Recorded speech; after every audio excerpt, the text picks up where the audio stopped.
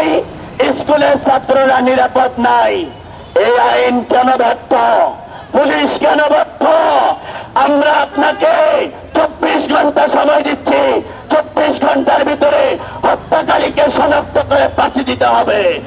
আপনাকে যদি গ্রেফতার করা হয় তাহলে আমরা সবাই স্বেচ্ছায় কারাবরণ করবো।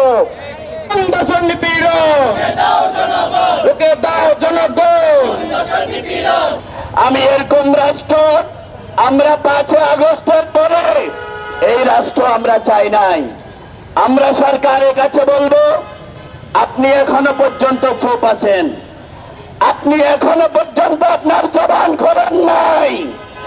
আমরা 5 আগস্টের পরে আপনাকে নির্বাচন করে আপনাকে ক্ষমতার মসনদে বসিয়েছি, তবে আমরা আপনার জবান থেকে এখনো পর্যন্ত আসিয়ার প্রতিবাদের ক্ষোভ আমরা পাই নাই আপনার কাছে।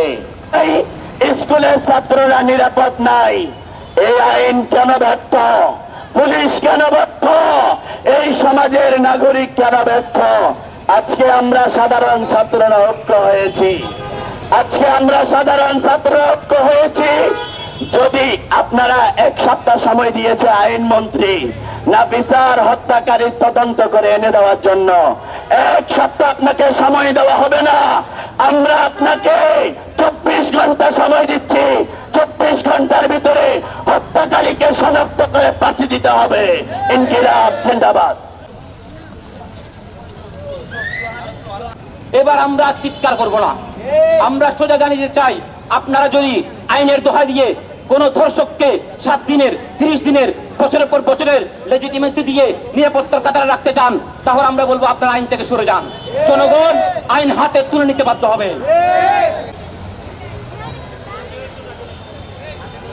মিডিয়াতে আসার পর ভাইরাল হওয়ার পর বিচার করতে দেখেছি, আর 95% মানুষ কোনো মানুষের কাতারে পড়ে না। শহর অঞ্চলে অনেক ঘটনা আমরা মিডিয়ায় দেখতে পাই, পত্রিকা দেখতে পাই, ফেসবুকে দেখতে পাই, কিন্তু গ্রাম অঞ্চলের যে বিষয় তা তো আমরা কোনোভাবে দেখার সুযোগ নাই।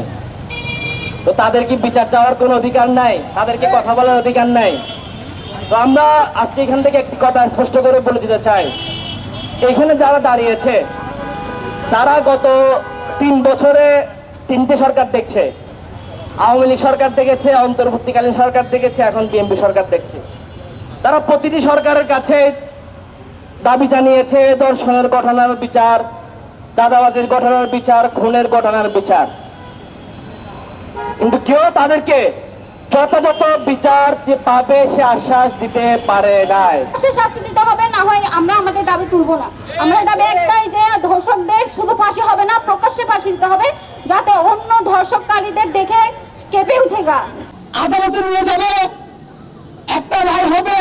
সে আপনাকে যদি গ্রেফতার করা হয় তাহলে আমরা সবাই স্বেচ্ছায় কারাবরণ করব। এরকম এইসব কাজের জন্য আমাদের দেশের যে আইন ব্যবস্থা আছে, কিছু ঘটনা আছে, জমি সংক্রান্ত কিছু বিষয় নিয়ে, পূর্ব সূত্রতা নিয়ে অনেক সময় ধর্ষণ মামলা হয়, এগুলো আমরা জানি। কিন্তু যে সকল ধর্ষণের ঘটনাগুলো সরাসরি প্রকাশিত আসামি কর্তৃক জবানবন্দিতে সে স্বীকারোক্তি দিয়েছে যে সে ধর্ষণ করেছে, ভিডিও ফুটেজ থাকে, সরাসরি মানুষের সাক্ষী থাকে, তারপরও কেন সেই সকল ঘটনাগুলোতে আপিল বিভাগের প্রয়োজন? সে কেন পিটিশন দিতে হবে? আমার বোন কবরে, আমার বোন কবরে। সরকার থাকাকালীন, অন্তর্বর্তীকালীন সরকার থাকাকালীন রাজনৈতিক দলগুলো বলেছিল একটি নির্বাচন হলে সকল দেশের অরাজকতা, সকল অস্থিতিশীল পরিস্থিতি নিয়ন্ত্রণে চলে আসবে। কিন্তু আমরা দেখতে পেয়েছি এই সরকার, নির্বাচিত সরকার আসার পর থেকে প্রতিনিয়ত শিশু ধর্ষণের ঘটনা ঘটে গিয়েছে এবং মবের ঘটনা আমরা দেখেছি।